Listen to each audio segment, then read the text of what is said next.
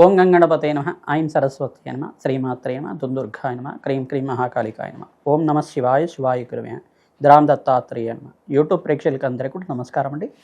నేను పాలపర్తి గురునాథ్ శర్మ, జ్యోతిష్యం వాస్తు సిద్ధాంతిని. మీకంతా కూడా గోచారిత్య గ్రహాల యొక్క స్థితిగతి కదలిక వాటి ప్రభావం అంతా కూడా మేషాది ద్వాదశ రాశుల వాళ్ళకంతా కూడా ఎటువంటి గ్రహ గోచారంలో గ్రహస్థితి అంతా కూడా యోగకరంగా ఉందా, ఏ గ్రహాలకంతా కూడా శాంతి పూజలు ఆచిస్తే కనుక జీవితంలో మార్పులు జరుగుతాయి, ఆర్థికంగా ఆకస్మికంగా ధనయోగ ప్రాప్తి కలగాలన్నా, వ్యాపారంలో అభివృద్ధి కలగాలన్నా ఏ గ్రహాలంతా కూడా కారకత్వం అవుతున్నాయి విశ్లేషణ చేయడం జరుగుతుంది. ప్రధానంగా చూసుకుంటే ఈ రోజున మనం చూసుకోబోయే గోచార రీత్యా గ్రహస్థితి అంతా కూడా ఈ రకంగా ఉంది. ఈ యొక్క వార ఫలితాల్లో భాగంగా ఏప్రిల్ నెలలో అంతా కూడా 12వ తారీఖు నుంచి 18వ తారీఖు దాకా వార ఫలితాలంతా కూడా విశ్లేషణ చేస్తున్నాం. ప్రధానంగా చూసుకుంటే గోచారీత్యా గ్రహస్థితి ఈ రకంగా ఉంది.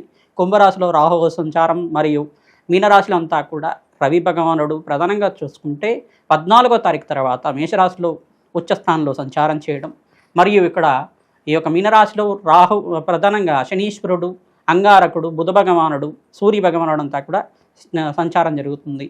శుక్రుడంతా కూడా ఈ యొక్క వార మధ్యలో అంతా కూడా చూసుకుంటే 13వ తారీఖు తర్వాత ఈ యొక్క వృషభ రాశిలో సంచారం చేయడం జరుగుతుంది. ప్రధానంగా చూసుకుంటే ఈ గ్రహస్థితి ఈ రకంగా ఉంది. బృహస్పతి అంతా కూడా మిథున రాశిలో సంచారం చేయడం, మరియు ఈ యొక్క కేతు యొక్క సంచారం అంతా కూడా సింహరాశిలో సంచారం జరుగుతుంది. కాలసర్పదోషంలో ఈ యొక్క గ్రహస్థితి అంతా కూడా కాలసర్ప స్తంభంలో అంతా కూడా ఉంది.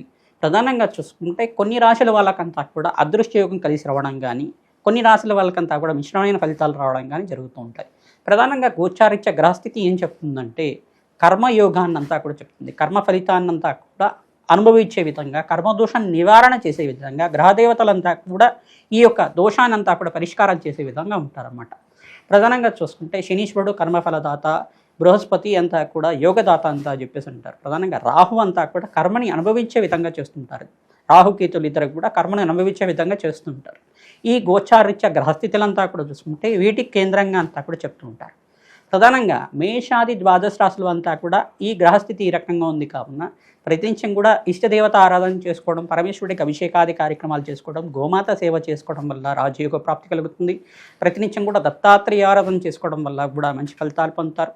దత్తాత్రేయాయ స్మరణ మాత్రైన సంతుష్టాయ నమః నామాన్నంతా కూడా జపాన్ని ఆచరించడం వల్ల మంచి ఫలితాలు పొందుతారు. ప్రధానంగా చూస్తుంటే సకల గ్రహ దోష నివారణ అవడానికి ఆస్కారం ఉంటుంది.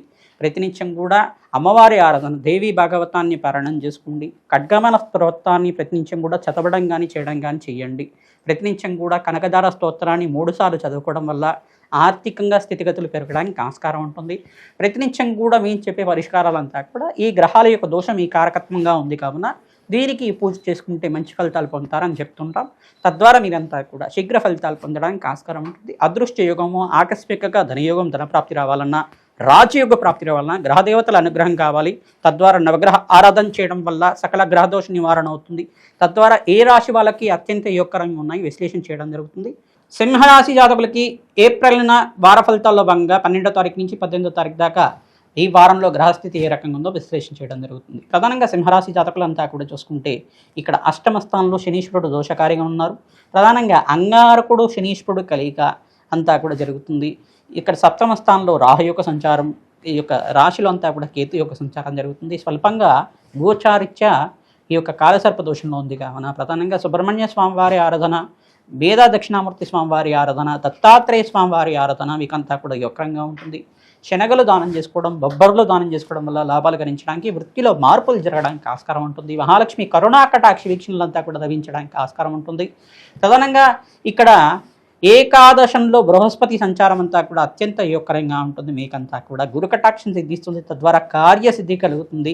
ఇక్కడ శనీశ్వరుడు స్వల్పంగా దోషకారిగా ఉన్నాడు. సప్తమాధిపతి అంతా కూడా దోషకారిగా ఉన్నారు కావున ఇంట్లో స్వల్పంగా మానసికమైన మనస్పర్ధలు రావడం కానీ, చికాకులు జరగడం కానీ, ప్రధానంగా చూసుకుంటే మాట పట్టింపు పెరగడం కానీ ఆస్కారం ఉంటుంది. ప్రధానంగా చూసుకుంటే మాట పట్టింపు అంతా కూడా యోగకరంగా మంచిగా జరగడానికి, మీకంతా కూడా ఈ యొక్క మనశ్శాంతమైన జీవితం జీవించడానికి, ప్రధానంగా మీకంతా కూడా జగన్మాత అనుగ్రహం వల్ల అష్టైశ్వర ప్రాప్తి కలగడానికి, ఖడ్గమాల స్తోత్రాన్ని పఠనం చేసుకోవడం వల్ల మంచి ఫలితాలు పొందడానికి ఆస్కారం ఉంటుంది. వెంకటేశ్వర స్వామి వారికి తులసిమాల సమర్పించడం వల్ల, పసుపుతో అభిషేకం చేయించడం వల్ల ధనాదాయం పెరుగుతుంది. ఆకస్మికంగా ధనయోగ ప్రాప్తి కలుగుతుంది. ప్రధానంగా మహాగణపతి ప్రీతికరంగా మీరంతా కూడా ఉండ్రాళ్లను నివేదించడం వల్ల సకల విఘ్నాల నుంచి బయటపడడానికి ఆస్కారం ఉంటుంది. ఆర్థికంగా అప్పుల బాధల నుంచి బయటపడడానికి ఆస్కారం ఉంటుంది. అంగారకుడికి, శనీశ్వరుడికి, శుక్రుడికి మరియు బుధ భగవానుడికంతా కూడా జపాలు దానాలు ఆచరించడం, రాహు భగవానుడికంతా కూడా దుర్గాదేవి ఆరాధన చేసుకోవడం వల్ల కాలసర్ప దోషం నుంచి బయటపడడానికి ఆస్కారం ఉంటుంది. సకల గ్రహ దోష నివారణ కోసం మా యొక్క ఫోన్ నెంబర్కి మీకు జాతకరీత్యా ఉన్న దోషాలకంతా కూడా సంప్రదించండి. తద్వారా మంచి ఫలితాలు పొందుతారు. యోగకరమైన ఫలితాలు పొందడానికి మీకంతా కూడా నవగ్రహ దేవత అనుగ్రహం కోసం నవగ్రహాలకంతా కూడా అభిషేకాది కార్యక్రమాలు ఆచరించుకోవడం, ప్రధానంగా ఈ యొక్క మాతంగేశ్వరి ప్రీతికరంగా రాజశ్యామల హోమాది కార్యక్రమాలు ఆచరించుకోవడం వల్ల కార్యసిద్ధి, కార్యజయం కలగడానికి ఆస్కారం ఉంటుంది. అగ్నికి నవధాన్యాలు సమర్పించిన మాత్రం చేతనే మీకంతా కూడా నవగ్రహ శాంతి కలుగుతుంది. నవగ్రహ దోష నివారణార్థం మీరంతా కూడా జాతకరీత్యా దోషాలు మరియు గోచారిత్యన్న గ్రహస్థితి అంతా కూడా అనుకూలత అవ్వడానికి శాంతి కార్యక్రమాలు ఆచరించుకోవడం వల్ల ఆరోగ్యవంతమైన ఆనందమైన జీవితం జీవించడానికి ఆస్కారం ఉంటుంది. నూతన పెట్టుబడులతో కూడా వాయిదా వేసుకుని గ్రహస్థితి యొక్కరంగా ఉండిన తర్వాత 16వ తారీఖు తర్వాత నుంచి యొక్కరంగా మారుతుంది. తద్వారా మీకంతా కూడా సూర్యభగవానుడి అనుగ్రహం వల్ల గవర్నమెంట్ కాంట్రాక్ట్స్ రావడం కానీ, ఆకస్మికంగా ధనయోగ ప్రాప్తి రావడం కానీ ఆస్కారం ఉంటుంది. ఆరోగ్యవంతమైన జీవితం జీవించడానికి ఆస్కారం ఉంటుంది. శ్రీమాత్రే నమః.